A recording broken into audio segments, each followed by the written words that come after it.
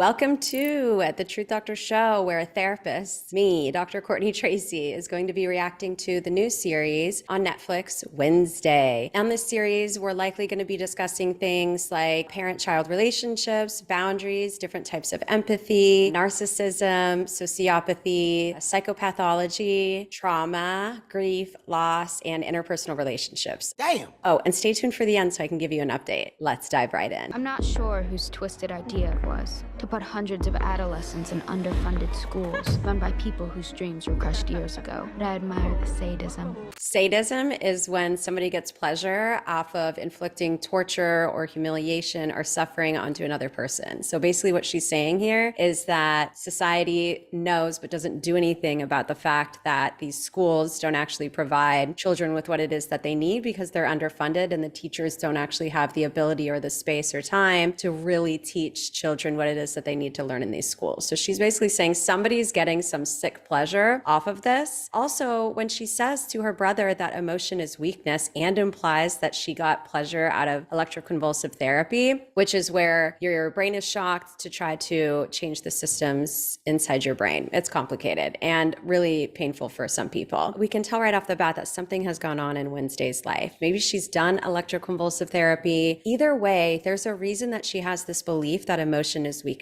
and we're going to continue to figure out what that might be.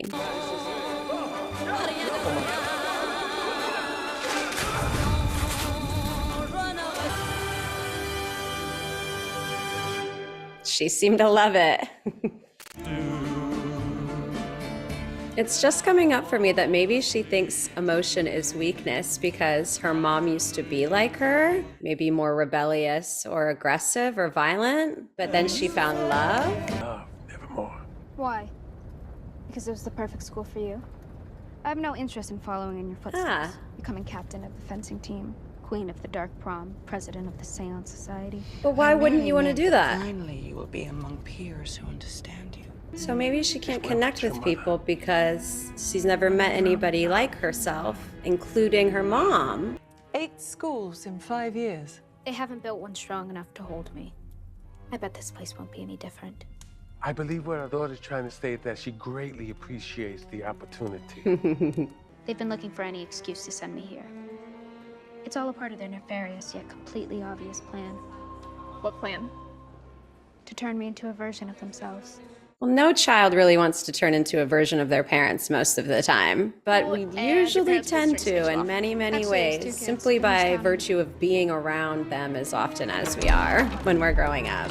Okay, let's pause for a second and talk a little bit about Wednesday's perception of the world and her behavior. First, when it comes to her perception of the world, she really seems to detach from any type of societal norm. School cliques, family dynamics, enrolling in education in the first place, becoming like your parents, really anything of that nature. And so that's something that we are really definitely going to want to keep an eye on. Another thing is that she tends to have what some people would label as dark empathic behavior. Maybe you've heard the term dark empath before. Essentially what that means is there's different types of empathy, and it really seems clear that Wednesday has what we call, for sure, intellectual empathy. Intellectual empathy is when somebody can actually understand emotions from a cognitive intellectual perspective. So she knows what to say and what to do to get other people to feel certain ways. So for example, when she is staring at the boys in the pool before she drops the piranhas, she's pausing and she's watching the way that they're reacting to the piranhas about to be dropped. And she also has a tendency to use her cadence and certain tone and words to emphasize fear in other people. So in this conversation that she was just having with her roommate and the boy who was trying to say, like, look out for your new roommate. I actually fillet the bodies of my victims, then feed them to my menagerie of pets.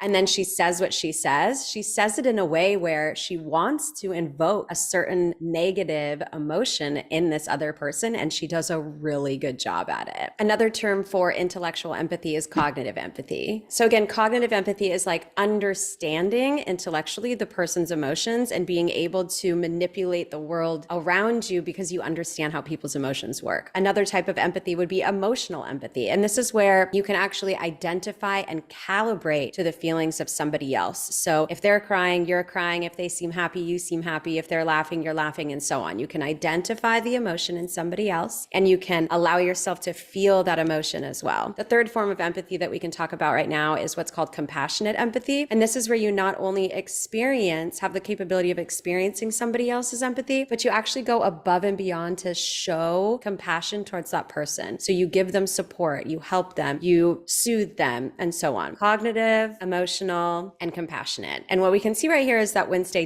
definitely has cognitive intellectual empathy because she knows what to do to destroy other people's emotions if she wants to.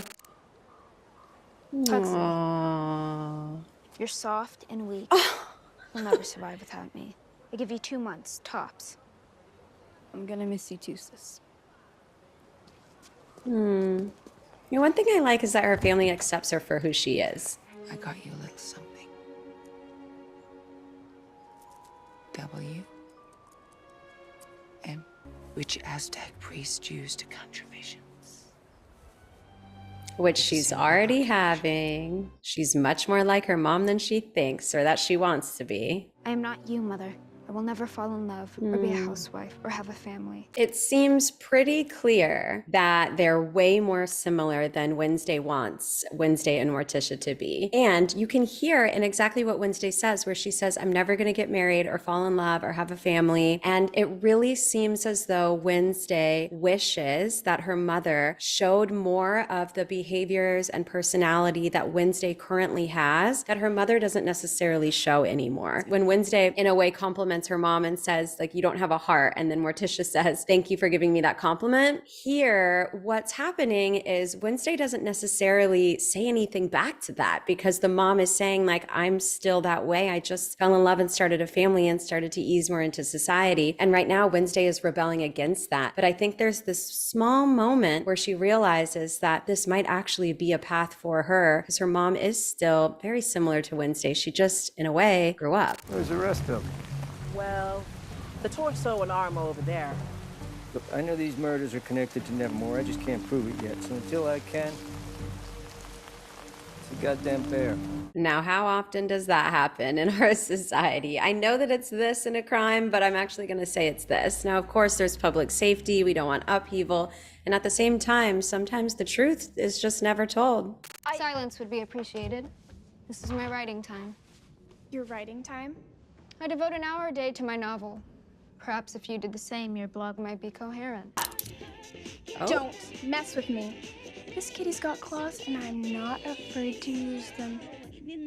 Her rainbow claws. Oh, sorry about the mud. What's the story about going into the local town? The locals are a tad bit wary about Nevermore, so please don't go making any waves or perpetuating any outcast stereotypes. I like how Christina, the dorm mom, said something about stereotypes. Don't go perpetuating stereotypes. When I was talking earlier about how the way that you perceive people affects the way that they behave around you, this is true. Stereotypes play a large role. Not every werewolf is the same. Not every human being is the same, but we place people into schemas and stereotypes. And when we treat people based off of those stereotypes or those schemas, there's more of a tendency for them to act that way because they're being placed in a box and put in barriers or boundaries where even if they were to behave in some other way, they wouldn't be seen as that being real. Obviously, there is a werewolf that's in this community that's doing some type of damage. And there was something about those boots that were covered in dirt that made me feel like she might have something to do with it, especially because she's the one talking about these stereotypes. But at the same time, the kid werewolves, they seem like normal people, including her roommate, in comparison to whatever is going on with this werewolf in the woods. Coach, she tripped me. It was a clean strike, Rowan. Maybe if you whined less and practiced more, you wouldn't suck. You must be the psychopath they let in. And you must be the self-appointed queen bee. Interesting thing about bees. Pull out their stingers and they drop dead.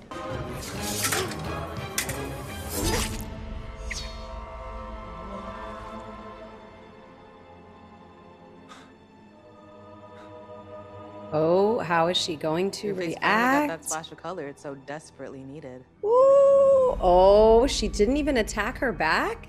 You know, most people just say thank you. I didn't want to be rescued. So I should have just let that thing smash you to mush. I would have rather saved myself. If it makes you feel any better, let's just say I returned the favor. You probably don't remember me. Last time we met, I was about 2 feet shorter, 40 pounds heavier. What happened? Got stuck as it was headed to the crematorium. I had heard muffled screams. I just figured your godmother had somehow cheated death and was trying to claw her way out. Either way, you hit the big red stop button and saved me from being flame broiled, so... She saved him. Did you really think my highly trained olfactory sense wouldn't pick up on the faint whiff of neroli and bergamot in your favorite hand lotion? Something else for us to note. She just emphasized she has very high sensory input awareness. So she's very sensitive, although she tries to portray the fact that she's not. Our first order of business is to escape this teenage purgatory. Of course I have a plan. Wednesday has a tendency to put up a lot of defense mechanisms. Her ego is heightened. And now let me explain that. When I say her ego, I don't mean it in terms of her ability to perceive herself as better than everyone else. The ego also has a role of just preventing negative emotions or negative perceptions of the individual. So the ego is really acting like a shield to her right now, preventing her from experiencing any of these actual sensitivities that she knows that she has, but is fearful that if she engages or allows these sensitivities to become a thing, then likely she will be exposed and fall more into society and may perhaps fall into the typical role of the female or the mother. And that is just something that she absolutely does not want to do.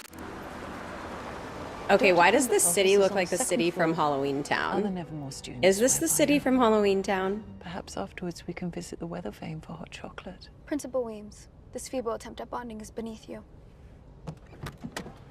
Sees right through it. Shepherding your students around is clearly... I really like that part about Wednesday. She just knows. She just is open and honest about everything that's going on under the surface. I'm here for it. I read the notes from your school counselor. This is a safe space Wednesday. A sanctuary where we can discuss anything. What you're thinking, okay, feeling, this already is not gonna work. And my personal philosophy is kill or be killed. All your questions. We're not done yet. Okay, she sits back down. To help you understand yourself. It can teach you new ways to deal with your emotions. It can also help you build a life that you want. I know the life that I want. Ooh, see right there. Okay, so see, she says it can help you build the life you want if you start to actually take a look at your emotions. This is something that would obviously be said in therapy, but this appears to be Wednesday's biggest fear. If she really starts to allow herself to get sensitive and feel emotions, she might just become her mother. Do your plans involve becoming an author? I understand you've written 3 novels about a teen girl detective, Viper de la Muerte. Can you tell me about her? Okay, she's trying to relate. Chronically misunderstood. I was sent the manuscripts as part of your psych evaluation. The relationship I found most intriguing was that of Viper and her mother, Dominica. Ooh. Why don't we dig into that? Listen, first, to me, that would be a huge boundary cross where a client came in and I already had all of this information about them that they didn't even know that I had, and now I'm just using it against them. This is not something that would fly in an actual therapy session at all. But for some reason, Wednesday's still sitting there, and I find this very, very interesting that she hasn't just gotten up and left yet. However, sometimes she does engage in her revenge after the fact when the person least expects it because she's super smart in that way. But let's see what's gonna happen. Oh, okay. Yes. Oh. Oh. Who let you out? You goddamn weirdo. I'm starting to wonder if part of Wednesday's hatred or resistance towards society comes from how poorly society treats her as well. And I think that that would make sense. And I wonder if she's seen society portray her entire family in this certain way. And maybe she wonders why her family sort of infused into society the way that they did, you know, having a family, getting married and so on. And I guess staying in school when society has treated them so poorly in terms of judging them, calling them names and things like that. Another thing for us to have our finger on. One more thing that's coming up for me is if her mother has these visions as well, and if maybe the visions with her mother started when she was in high school also, perhaps when the mother met the father, then it became easier to deal with these visions or these premonitions. And maybe that's something Wednesday is going to figure out also. No spoilers if you like binged this whole thing. I'm taking it an episode at a time, but let me know what you think. Holy crap! Do you make a habit of scaring the hell out of people? It's more of a Yes, hobby. she does. I need a tri-wing screwdriver and a 4mm Allen wrench. Wait, you read Italian? Of course. It's a native tongue of Machiavelli. She's extremely smart. I'm going to fix your coffee machine. Then you're going to make my coffee and call me a taxi. She also thinks in a very transactional way. You do for me, I'll do for you. And that includes you do something negative to me, I'm going to do something negative to you. Very, very transactional relationships, not very much transformational relationships, which is where she allows herself to grow and change based off the experiences. She wants to stay stable and still in exactly the way that she is. So she just engages in transactions versus transformations. I'll make it 40. Listen, Wednesday, one fun fact about me, I can't be bought. Ooh. So either wait or That's going to be find intriguing to someone her else for drive me. sure. It takes a special kind of stupid to devote an entire theme park to zealots responsible for mass genocide. My dad owns Pilgrim World. Who you calling stupid?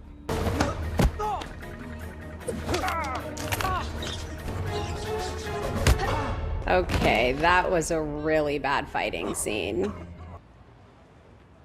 This little thing took down 3 boys? Did you help her? Ooh. I swear, wasn't involved. Of course, because how could she have done that herself? You're an Addams? Don't tell me Gomez Addams is your father. That man belongs behind bars for murder. Guessing the apple doesn't fall far from the tree. Jeez. Okay, I could have done without that. Yuck.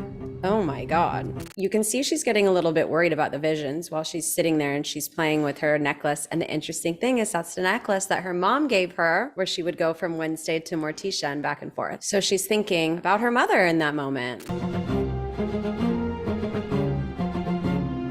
Okay, so Wednesday can play the instrument. She knows multiple languages. She's very intellectual. She sees through society. She sees through interpersonal relationships. When people are trying to manipulate her or manipulate her emotions, she engages in transactional versus transformational relationships. And what that really tells to me is that she stays very much in the front of her brain. She stays very much in logic, in ration, and in safety. So maybe the bottom part of her brain and the front part of her brain, which is sort of survival, baseline, and then logical thinking, problem solving, and action. What she stays away from is that middle, and this is very simplified, that middle part of her brain to feel emotions fully, somatically in the body, in the mind, interpersonally, expansively. And it seems as though this is going to be her transition, is going from this very protective, intellectualized, cognitively empathetic person to a full range of empathy and allowing herself to see who she's really meant to be. Why aren't you wolfing out? Because I can't. No. You could die alone.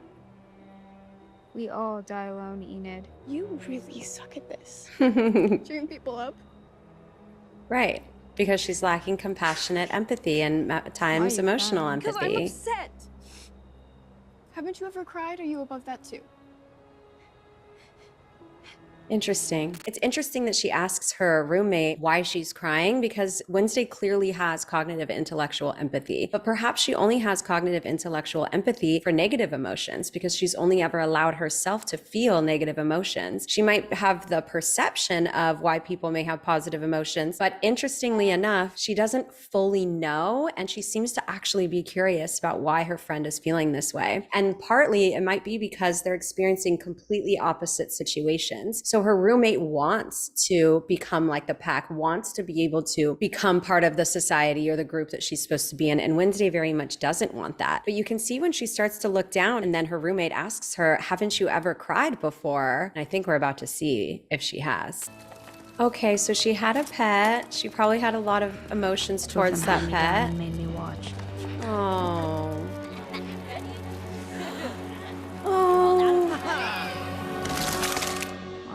Ran Nero over until it was snowing when I buried what was left of him. I cried my little black heart out. But tears don't fix anything. So I vowed to never do it again. When you experience grief and loss at this age, especially when it comes in the form of violence, developmentally, you can start to really shut yourself off. And we actually see this with people that have a difficult time feeling empathy with people older in life because they felt emotions at a young age, and something happened where they started to hold their own emotions in and push them down to the point where they really couldn't consciously feel them anymore. And as they were developing interpersonally, it made it really difficult for them to consciously be aware of other people's emotions as well, and or to trust other people with their emotions. So it makes a lot of sense. And of course, we're living in this fantastical world of the Addams family and Wednesday, but developmentally and psychologically, this is absolutely something that can happen, and it happens all the time when people have traumatizing childhoods. This isn't weird at all. Okay, I know Nevermore is ground zero for all things weird, but this is the next level. If you were still willing to drive me to the train station, I can make it worth your while. Transactional. And Transactional. no charge. Consider it a freebie. Why? Transactional to I wish I her, was going with you. transformational to him. At least one of us will get out of this hellhole town. You see that sad, lonely woman over there? She needs this pathetic validation more than I do. Would you mind distracting her? She can see people so clearly. I really like it. No BS, just the truth of what's going on. Hey, before you leave, I wanted you to have this. It's your dad's police file from when he was at Nevermore. Ouch. Wednesday. Rowan, come back! That's so interesting. She wants to help him. She's already transforming at this place because she's engaging. She's engaging with people. She's allowing her guard down a little bit. Ah, what do you want? Why are you following me? I don't have time to explain, but you're in danger. You're the one who's in danger. What are you doing? Saving everyone from you. I have to kill you. Aww.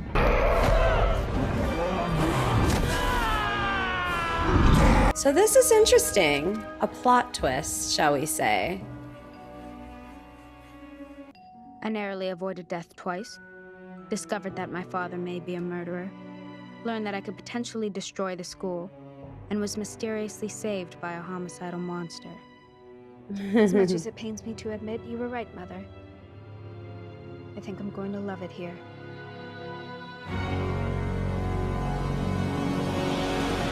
Okay, this seems like it's going to be a really exciting show. I'm looking forward to seeing the development of Wednesday, having all of you follow along with me. Let me know down below what your questions are. And for those of you who were already subscribers to the channel, a quick update on what I've been doing and why my channel has been so inconsistent lately. Over the past 6 weeks, I've met with a bunch of publishers for my debut book. I also started IVF to have a second child. I submitted an application to open up a new treatment center for co-occurring disorders for millennials and Gen Z in Laguna Beach, California. So there's been a lot going on. However, we have a full content calendar for all of 2023. I'll be reacting to all of the first season of Wednesday, and then I'm going into The Last of Us, which I'm so incredibly excited about. Let me know your updates. How are you? How have you been? What was your reaction to this episode? And if you haven't already subscribed, please make sure to do so now. Don't forget to like this video if you made it all the way through. And as always, I'm so glad that each and every one of you exist. See you next Wednesday.